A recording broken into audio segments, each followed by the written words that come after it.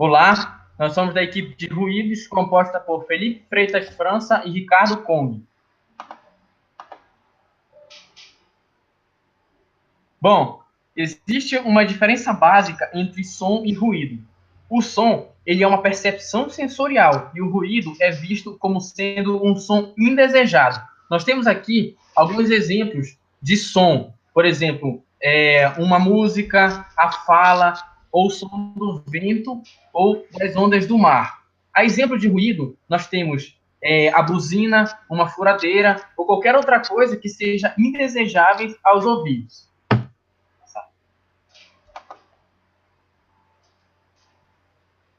Muitas vezes, os ambientes eles estão inadequados por serem tratados de forma incorreta. Tratado em que sentido?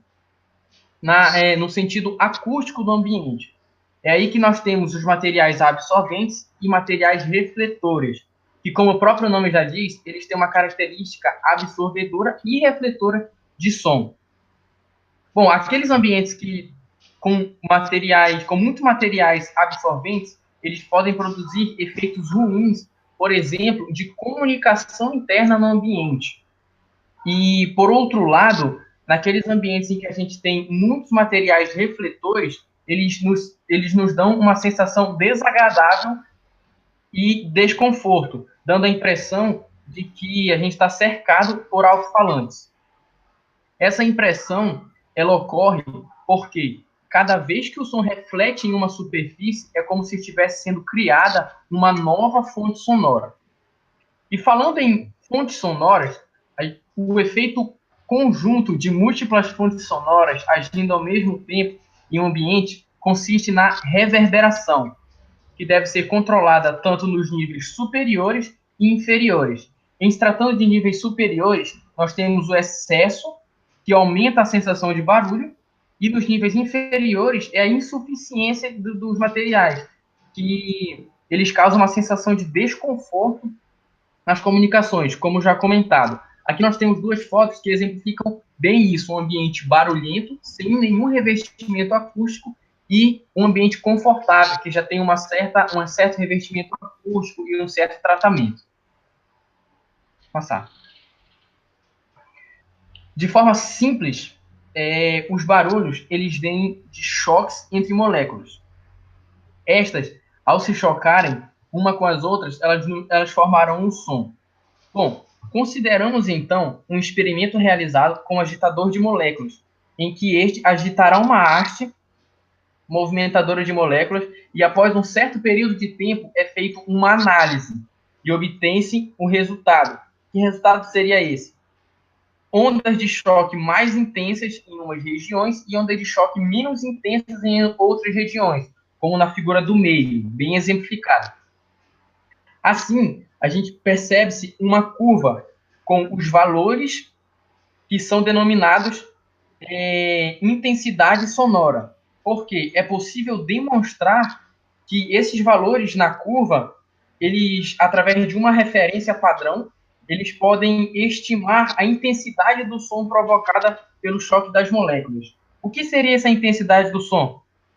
Bom, a intensidade do som ela é conhecida popularmente como volume, em alusão ao volume ocupado pelas moléculas na área mais concentrada. Bom, a frequência de som ela é popularmente conhecida como um timbre ou tom. Um fenômeno acústico que ele apresenta baixas frequências, ele nos oferece a sensação de um som grave, e aquele que revela altas frequências é chamado de um som agudo. Bom, que, em resumo, a gente pode dizer que o fenômeno acústico ele é um evento de pressão de natureza ondulatória, que pode ser medido por frequência e amplitude. Pode passar. Fisiologia da audição. Como escutamos? Bom, a fonte sonora ela provocará o choque de moléculas em sua origem. E essa onda de pressão ela chegará aos pavilhões auditivos, que são as orelhas. Essa forma das orelhas, elas ajudam a empurrar a onda sonora pelo canal do ouvido, em que ele realiza a captura no ouvido externo. Depois, a transformação dessa pressão ocorre em energia para energia hidráulica no ouvido médio. E aí, finalmente, essa energia hidráulica é enviada à percepção codificada em impulsos elétricos para o cérebro. Bom, quando escutamos, é necessário que haja uma variação em menor ou maior grau da pressão do ar, provocando assim uma resposta sensitiva no sistema auditivo.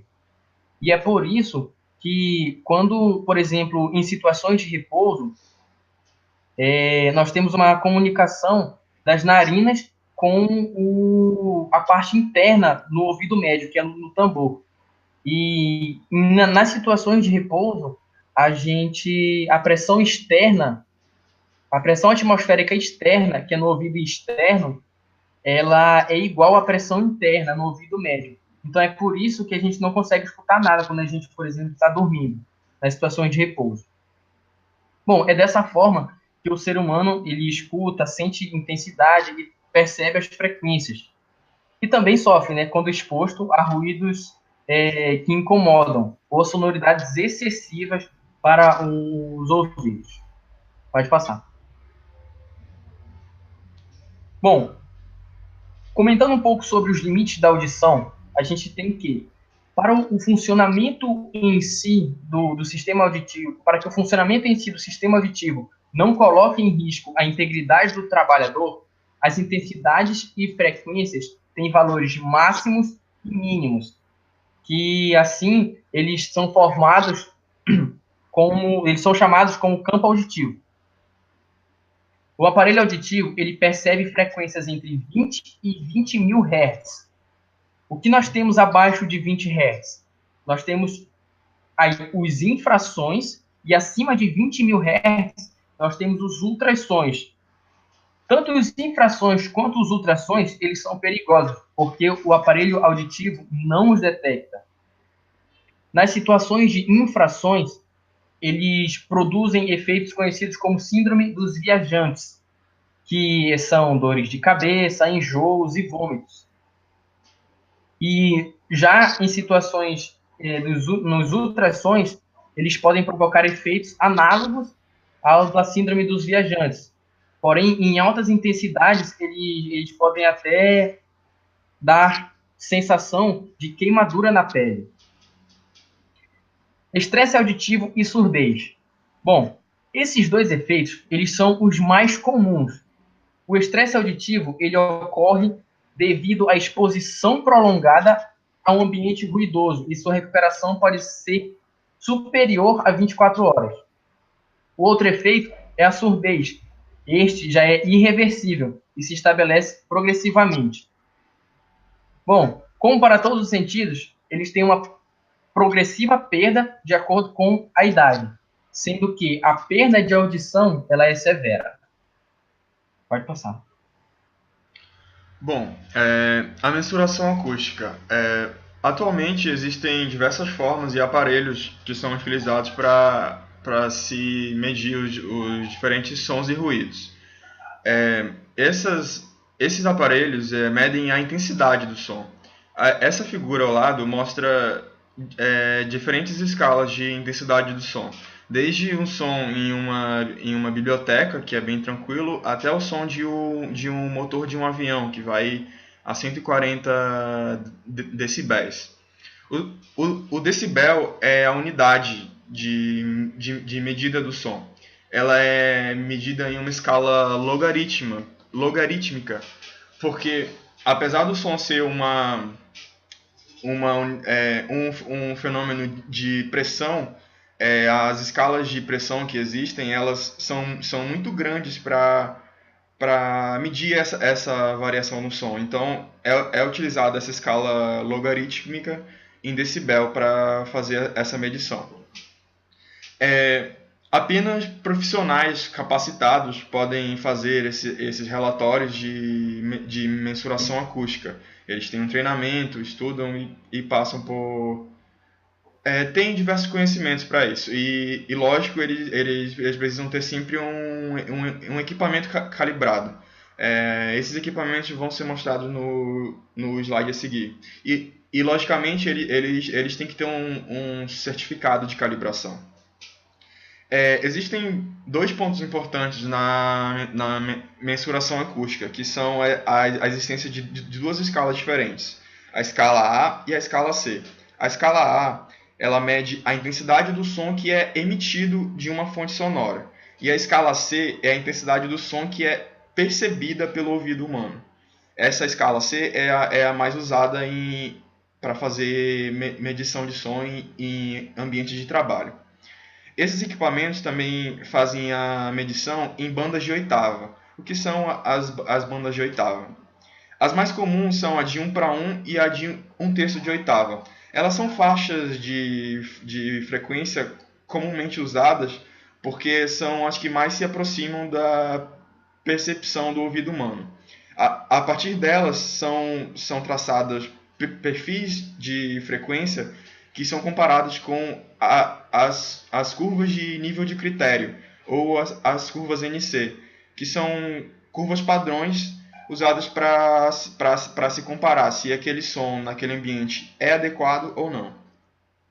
Então, aqui está o dosímetro e o decibelímetro. Ambos são equipamentos utilizados para fazer essa mensuração acústica em ambiente de trabalho ou em qualquer ambiente que se exija um certo conforto térmico. Aqui são algumas ações de prevenção que são estipuladas pelas normas, por exemplo. A ação 1 é eliminar as fontes de ruído. Quais são as principais? São máquinas que vibram muito, que fazem muito barulho, que têm peças soltas, por exemplo. A ação 2 é utilizar meios de prevenção. Então já depois de eliminar o ruído, você começa a usar equipamentos, mecanismos para evitar esse tipo de ruído alto. A ação 3 é uma melhora arquitetônica do ruído naquele ambiente, assim, uma melhora na estrutura do ambiente para que aquele ruído seja transmitido da melhor maneira. A quarta é sobre a trajetória do ruído, ou seja, esse ruído ele tem que ser sempre direcionado para uma área onde não vai afetar um grande número de pessoas. E a última ação é a realização de treinamentos e uso de EPIs como fones auriculares para a proteção do trabalhador.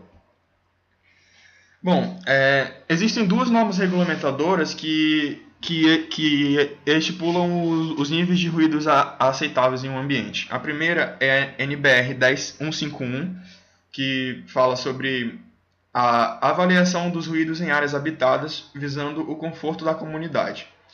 Ela indica procedimentos para se fazer essa medição do ruído, a aceitabilidade do nível de ruído em certas regiões, as correções desses níveis de ruídos medidos e os níveis de critério de avaliação.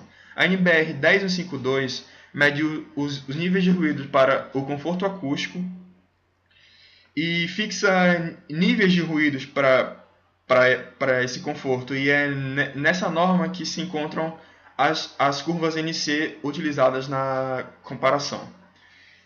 Então, aqui é uma tabela encontrada na norma 1051, que estipula os níveis de critério de avaliação para diferentes tipos de áreas. Aqui já são a tabela da norma 10152, onde ela estipula os valores médios aceitáveis, aliás, os valores mínimos aceitáveis em certos ambientes, e o gráfico das curvas de nível de critério, as curvas NC. E aqui se encontra um modelo de laudo técnico que é feito após a mensuração acústica E esse laudo técnico diz se o ambiente é adequado ou não e quais melhorias ele deve ter. Aqui, então, o registro no CREA, que precisa ser assinado por um profissional capacitado, e os equipamentos utilizados, o calibrador utilizado, o certificado de calibração, um croquis do ambiente, a imagem do ambiente e os dados obtidos apresentados em tabelas e dados. E aqui são os perfis de frequência gerados que vão ser comparados com as curvas NC. E, então, muito obrigado. Essas são as referências que nós utilizamos no trabalho.